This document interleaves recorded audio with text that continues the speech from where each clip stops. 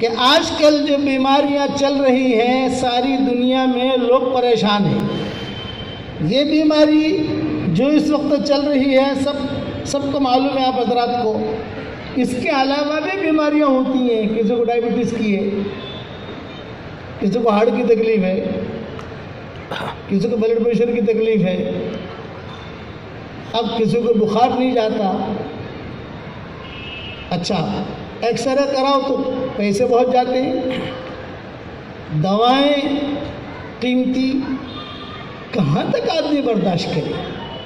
تو میں نے بہت غور کیا، حدیث میں، قرآن میں، واٹس ایپ کے اوپر میں اپنا سبق پیش کرتا رہا، بھئی یہ دعا پڑھو، یہ دعا پڑھو، جو حدیث میں مجھے ملتی گئی میں اسے بیچتا رہا دنیا میں۔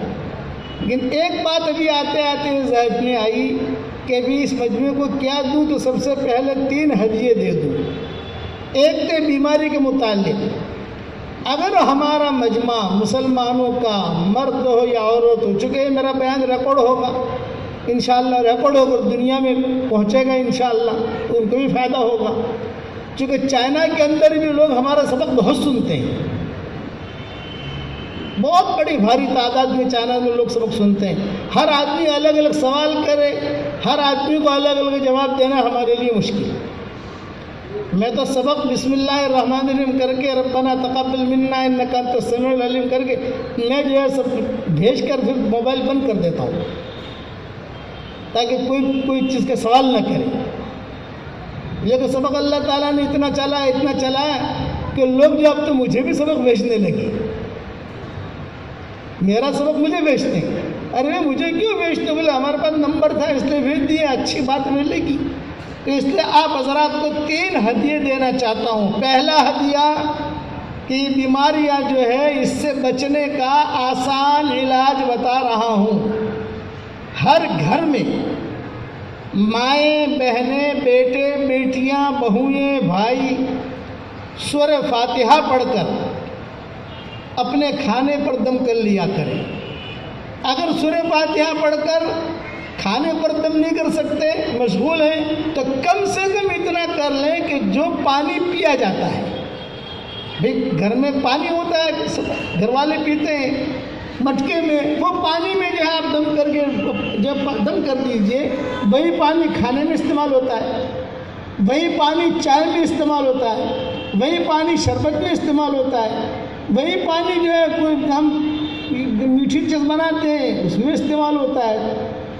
تو آپ جو ہے اس کا اہتمام کریں تو اللہ کی ذات سے امید ہے۔ اچھا ایک مرتبہ پڑھنا ہے۔ حضور صلی اللہ علیہ وسلم نے حدیث میں، دیکھو یہ لمبے چوڑے وظائف کی حدیثوں سے کوئی ثبوت نہیں ہے، 1.25 لاکھ مرتبہ لا الہ الا انت سبحانک انی کنت من الظالمین، حدیثوں میں نہیں ہے۔ ایک مرتبہ پڑھنے کا کہا ہے، نبی نے جتنا کہا اتنا کرو، بے 1.25 لاکھ کا وظیفہ کرو۔ حدیث میں نہیں ہے تو تم خامخواہ کیوں کرتے ہو؟ کرو، ثواب ملے گا، لیکن ایک مرتبہ کرو یا 1.25 لاکھ مرتبہ کرو، فائدہ وہی ہوگا، کیونکہ نبی نے تو ویسے قرآن میں تو اتنا کہا ہے، فَاسْتَجَبْنَا لَهُ وَنَجَّيْنَاهُ مِنَ الْغَمِّ وَكَذَلِكَ نُنْجِي الْمُؤْمِنِينَ۔ اس طریقے سے آپ مومنین کو نجات دیں گے۔ 1.25 لاکھ مرتبہ نہ حدیثوں میں آیا، نہ قرآن میں آیا، نہ ابو بکر نے کیا، نہ عمر نے کیا۔ یہ بات کی ایجاد ہے، جو علماء نے کی ہے وہ اپنی جگہ ہے، لیکن حدیث میں جو آیا ہے وہ ایک مرتبہ آیا ہے۔ ایک بات مثال دے رہا ہوں، مغرب کی نماز کے بعد کوئی آدمی آمن الرسول سے لے کر اخیر تک پڑھ لے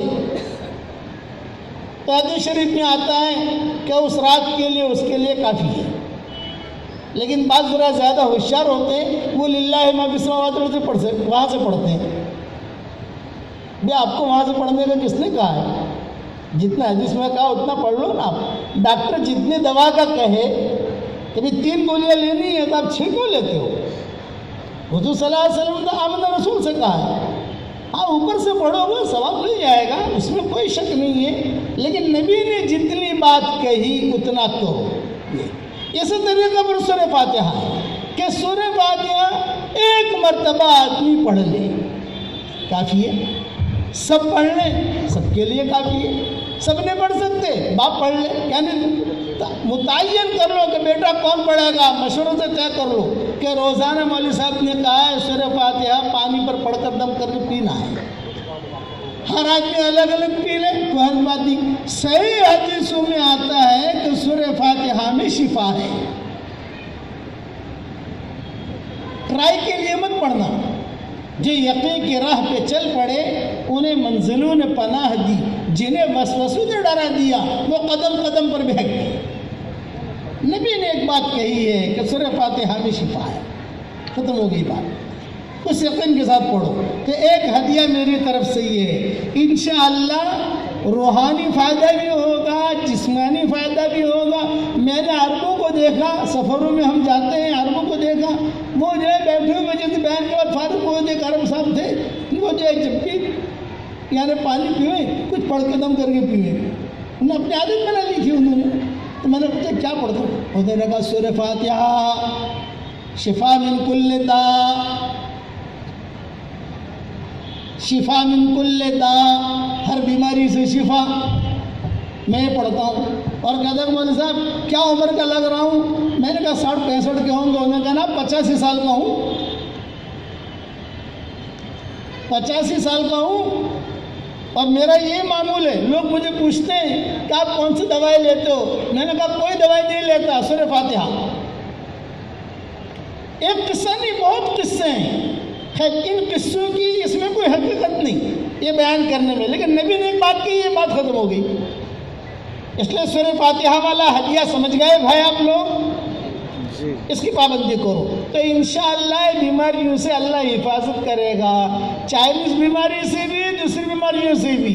اللہ تعالیٰ نے ہر بیماری کا علاج اتارا ہے۔ کئی علاج ایسے ہیں کہ ڈاکٹروں نے پتہ لگا لیے، کئی علاج ایسے ہیں جو ڈاکٹروں کو پتہ نہیں چلا، لیکن دوائیں ہیں۔